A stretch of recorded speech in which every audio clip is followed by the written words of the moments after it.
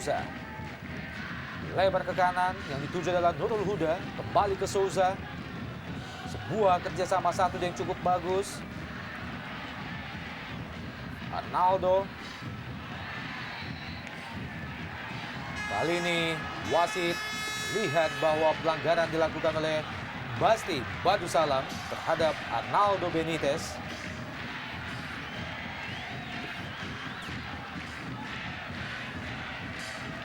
Persijap Jepara di daerah pertahanan Pelita Jaya. Marildo Souza. Masih Souza. Maksudnya cukup baik. Arnaldo Vilaba. Dan kembali pelanggaran dilakukan oleh Egy Melgiansyah terhadap salah seorang pemain Persijap. Hasilkan tendangan bebas bagi Persijap. Dalam gerak lambat, bagaimana sliding yang dilakukan oleh Egy Melgiansyah mengenai kaki. Sebuah timing yang tepat dilakukan seorang Agus Dian ataupun Dian Agus. Kita tahu kiper masa depan bagi tim Indonesia yang dimiliki Pelita Jaya. Dan saat ini telah membela kiper timnas under 23 atau timnas di bawah 23 tahun. Arnaldo Vilaba pendek saja ke Pablo Aimar. Kali ini tampaknya pelanggaran dilakukan oleh Eduardo terhadap Pablo Aimar. Pablo Francis maksud kami. Coach Junaidi melihat pasukannya masuki menit ke-28 jalannya babak pertama. Belum mampu untuk mengancam gawang Dian Agus Prasetyo. Ya, selain belum terlihatnya ketiga pemain Brazil, saya juga belum melihatnya seorang Nurul Huda melakukan sebuah overlapping. Kita tahu seorang Nurul Huda mempunyai daya serang yang cukup baik bagi tim Persijap. Tapi hanya sore ini kita tahu seorang Errol Iba cukup disiplin untuk menjaga seorang Nurul Huda. Pelanggaran tampaknya dilakukan oleh Isdianto ke Egy Melgiansyah. Dalam gerak lambat, bagaimana pergerakan yang sudah tanpa bola dari Souza. Lepaskan tendangan langsung, masih membentur badan Johan Ibo tadi. 2 lawan 1 Bung, bukan pelanggaran.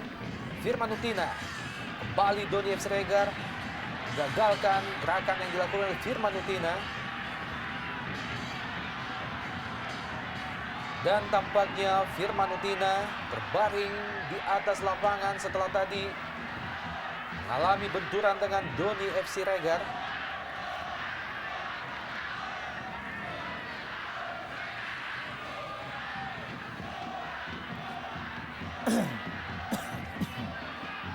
Ya memang bukan karena benturan dia cedera, kita lihat tumpuan kaki kirinya. Ya kita lihat yang membuat dia kesakitan. Cristiano Lopez berusaha melewati pemain bertahan Persijap. Terjatuh, dibayang-bayangi dengan ketat oleh Anam. Pergerakan yang dilakukan oleh Cristiano Lopez, pemain yang telah menghasilkan 9 gol bagi Pelita Jaya sejauh ini. Mampu mengangkat sebuah tim Pelita Jaya, dan saya pikir Camelo tampil tidak cukup baik pada sore hari ini. Dalam menit 37 belum memberikan kontribusi yang cukup positif. Saya pikir ini solusi yang harus dimainkan oleh Fandi Ahmad untuk menurunkan seorang Rudi Widodo. Sebuah crossing Supardi mampu dipotong oleh Danang, membuat peluang bagi Pelita Jaya kembali terbuang.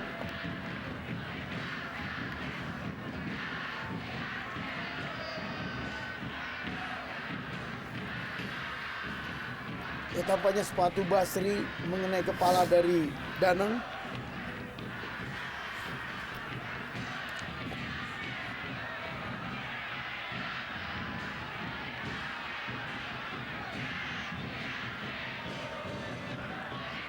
Karena Pelita sedang berada dalam advantage dalam penguasaan bola, tapi wasit menghentikan permainan. Dan kembali kartu kuning. Kali ini tampaknya diberikan ke Basri Badusalam setelah lakukan sliding terhadap Pablo Francis tadi. 2 kartu kuning sudah dikeluarkan oleh wasit Suwartono dalam babak pertama ini.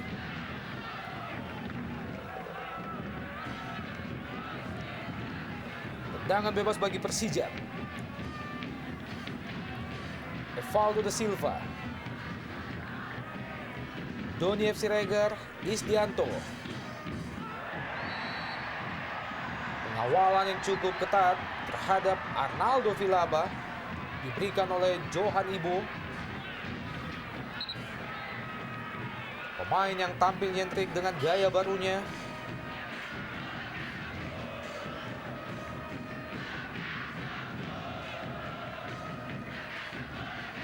Dalam gerak lambat kita lihat bagaimana Johan Ibo coba menghalau bola sebelum dikontrol oleh Arnaldo Vilaba.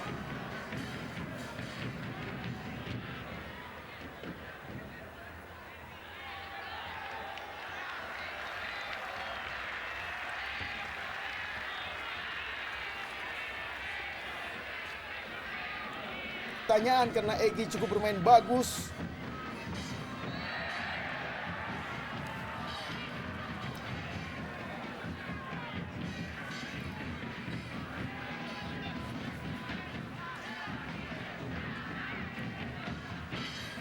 Yang menjadikan sebuah pertanyaan, mengapa belum diturunkannya seorang Rudi Widodo untuk menggantikan sebuah Camelo pada babak kedua ini.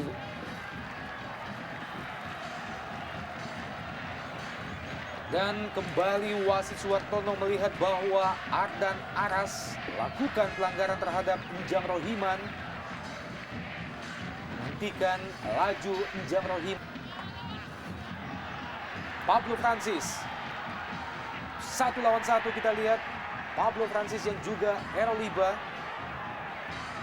Terjatuh Pablo Francis.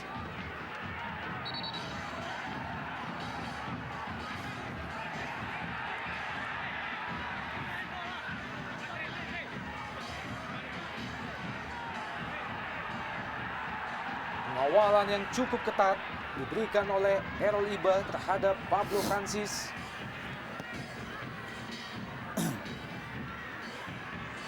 Cristiano Lopez.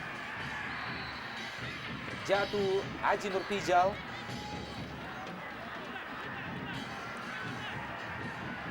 Belum berhasil membahayakan gawang Persijap Jepara. Cristiano Lopez, striker Pelita Jaya yang telah menciptakan 9 gol sejauh ini. 6 gol. Lemparan ke dalam bagi Pelita Jaya. Errol Liba ke Cristiano Lopez. Dibayang-bayangi oleh 2 pemain Persijap Jepara. Cristiano Lopez tadi.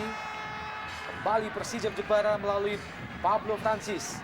Masih Pablo, gagal melewati Eduardo. Ridwan. Tampaknya seorang pemain masih terbaring di lapangan, membuat wasit menghentikan pertandingan. Dan Amarildo Souza, playmaker Persijap Jepara, terlihat bagaimana Cristiano Lopez meminta Amarildo Souza.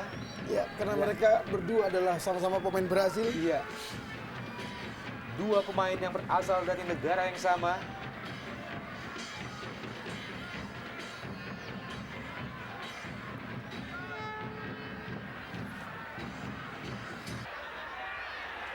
Emridwan, masih Emridwan.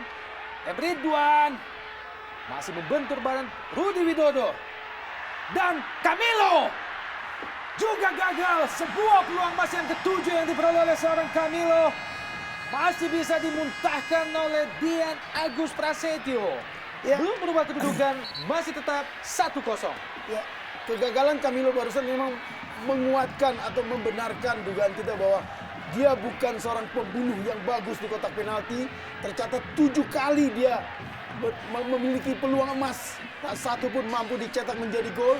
Kita lihat bagaimana dekatnya jarak antara dia dan Danang. Dan bagaimana bebasnya posisi dia dalam melakukan tembakan. Ya, saya pikir seorang Camilo tidak mempunyai naluri gol. Sama sekali tidak mempunyai naluri gol bagi seorang striker. Kita lihat bebasnya bola. Kalau kita lihat dengan kecerdikan atau kepiawaian seorang Camilo apabila sedikit melihat gawang begitu fray, tapi bola hanya saja datangnya cukup keras tapi tepat berada di bawah pelukan Danang. Sudah memilih untuk bertahan untuk mengamankan kemenangan 1-0. Begitu ketat pengawalan yang diberikan oleh Sofian Morhan terhadap